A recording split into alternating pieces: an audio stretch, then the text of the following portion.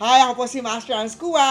Happy holidays po. Merry Christmas and a happy, prosperous Year of the Fire Horse sa inyong lahat, mga kahanswerte. Pag-usapan natin dahil holidays nga, maraming tatanong sa ano ba, Master Hans, ang mga lucky at hindi masuswerteng iregalo sa family man, sa inyong relationship man, katrabaho, boss, anywhere, anything, anyone na gusto nyo po na mga dapat tsaka hindi dapat na iregalo. Pag-usapan natin ang mga unlucky gift part 1 to. Ang mga part 2 naman natin yung lucky gift. Simulan natin sa isa, sa hindi maswerteng iregalo. Ano ibig sabihin hindi maswerte? May nag-comment sa akin Mga sons, yung bibigyan ko ng regalo po, isa siyang chef. Gusto ko siyang bigyan ng kutsilyo. Ay, oo nga, gandang tanong. Pero kutsilyo, nabasa ko, narinig ko. Hindi daw swerte magregalo ng kutsilyo kasi daw ang kutsilyo, parang china-chop mo, pinuputol mo daw, yung magandang samahan nyo. O nga naman, pwede yun, no? May cure naman si Master Hans Kua dyan. Kung talagang chef siya, talagang gusto mo, mahilig siya magluto, mahilig siya mag-cut ng mga fruits, mga vegetables, ng karne, at maganda rin ang pagregalo ang mga kutsilyo. Oh, talaga pagka medyo may branding nyo, maganda, pag gagamitin talaga nyo yun, lagyan mo lang ng pulang tali. Itong pulang tali na ito, gugupitin niya yan bago niya gamitin. Ayan yung cure dyan. Gunting, Master Hans hair cutter siya. Nagkakat siya ng damit. Cutter siya ng mga damit. Kailangan ng gunting. O gunting talaga ginagamit niya.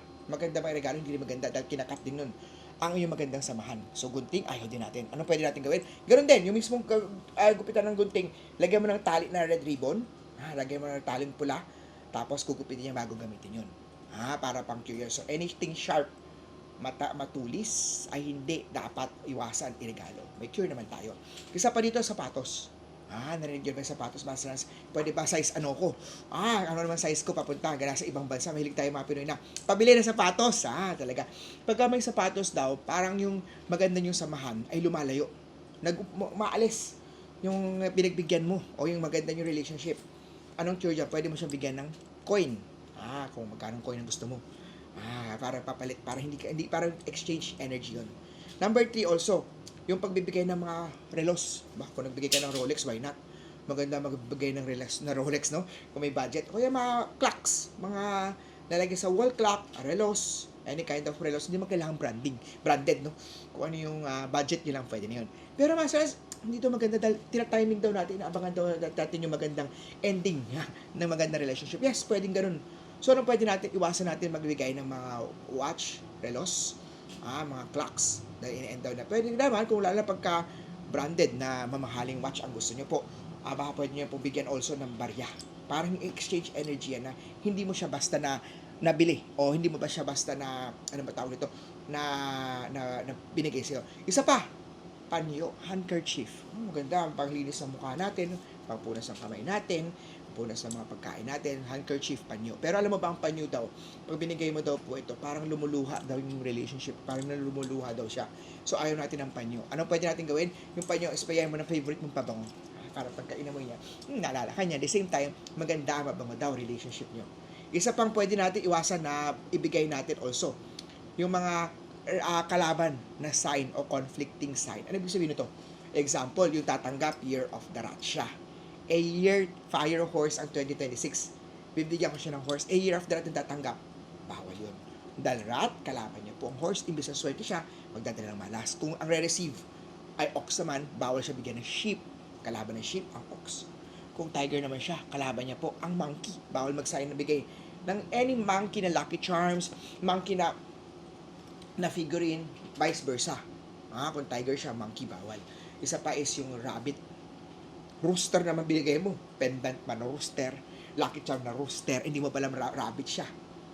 Bawal yun. Isa pa, dragon. Kalaban ng dog. Ang dog at dragon, vice versa, magkalaban yun. So, if yung tatanggap, Year of the Dog, binigyan mo siya ng pagkaganda ng dragon pa. Kaya make sure nyo po, nabili yan sa store ni Master para may check natin kung ano maganda. Snake naman. Yung piggy bank, binigay mo, kalaban ng snake, ang pig, vice versa. Yan po yung mga dapat iwasan na ibigay. Isa pang bawat iwasan o dapat nating iwasan pa, yung pagbibigay din ng may denomination of 4. Kasi in Chinese, we call this 4 as C. C is namatay. May death daw. 400, 444. Yung mga ganun na 4, hindi maganda. Ayun ang domination number 4 na may 4 na something, hindi maganda. So, yan po yung mga dapat iwasan at mga cures na pwede natin gawin sa mga unlucky gift, lalo na po ngayong holidays. Christmas man, New Year man, anniversary man, birthday man, kung ano ang celebration nila, iwasan natin magbigay ng mga tinatawag natin mga conflicting o mga unlucky gift. May part 2 tayo, pag-usapan naman natin ang mga dapat ibigay o mga masaswerte ibigay sa tatanggap this holiday. Ako po si Master Hans Kua. Share this video. I-follow po ako sa Facebook, Instagram, YouTube, TikTok, Master Hans Kua. Kung paano? Comment at i-share.